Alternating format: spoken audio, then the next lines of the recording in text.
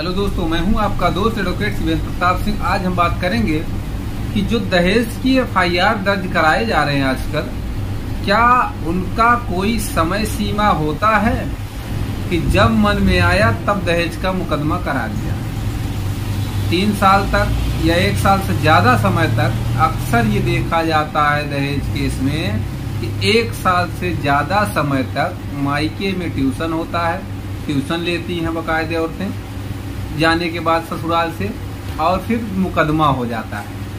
कहने का ये मतलब कोई भी केस ससुराल में रहते हुए ये दर्ज नहीं कराया जा रहा है। आजकल 90% केसों में क्या है कि ससुराल में रहने के बावजूद कोई केस नहीं, कोई विवाद नहीं, कोई एफआईआर नहीं, कोई विवाद नहीं, किसी प्रकार का कोई लड़ाई झगड़ा नहीं, किसी प्रकार का कोई शिकवा शिकायत नहीं, माने सब कुछ ओके है।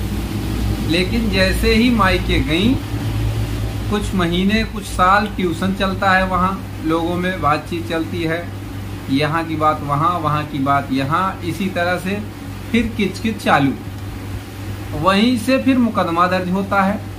तो आज हम बात करेंगे इसी के संबंध में कि क्या कितने समय होना चाहिए कि एफआईआर दर्ज कराई जाए, कि जब मन में आए तब दर्ज हो जाएगी एफआईआर। ऐसा नहीं मामला है। एक मैं बात कर रहा हूँ, एक 2007 में शादी हुई थी।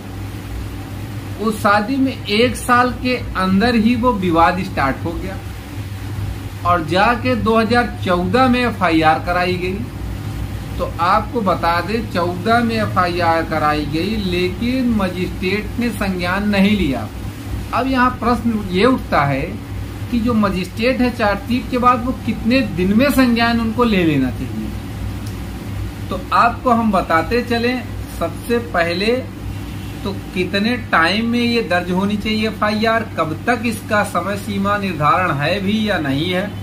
तो हम बात कर लेते हैं अध्याय 36 धारा 468 सीआरपीसी में समय सीमा को बताया गया है, टाइम बताया गया है, लिमिटेशन के बारे में बताया गया है कि कितने समय तक एफआईआर दर्ज होनी चाहिए और कब तक जो होता है संज्ञान ले लेना चाहिए मजिस्ट्रेट को।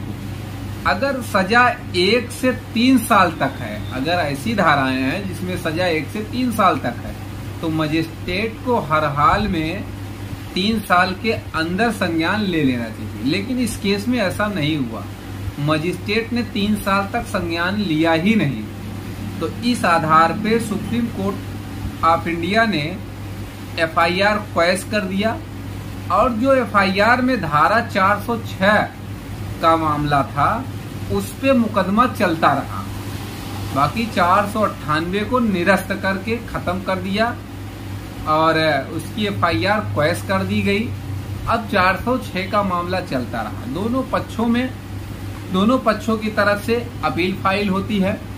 उस अपील पे वो अपील एक साथ रख दी जाती है, सुनवाई के लिए एक साथ कर दी जाती है। और जो एफआईआर क्वैश हुई थी बियॉन्ड द टाइम लिमिट, समय सीमा से अधिक समय में अगर आपने संज्ञान लिया, मजिस्ट्रेट साहब ने संज्ञान लिया, या आपकी एफआईआर का मतलब ही नहीं समझ में आ रहा है कि जब मन में आया तब दर्ज हो गई, तो ऐसा नहीं चलेगा। वो केस मैं आपको बता देता हूँ और साथ ही साथ डिस्क्रिप्शन बॉक्स में भी मैं दे रखूंगा, वहां से आप देख सकते हैं कि ये केस क्या था और सारा जजमेंट या सारा सब कुछ उस पर आपको मिल जाएगा।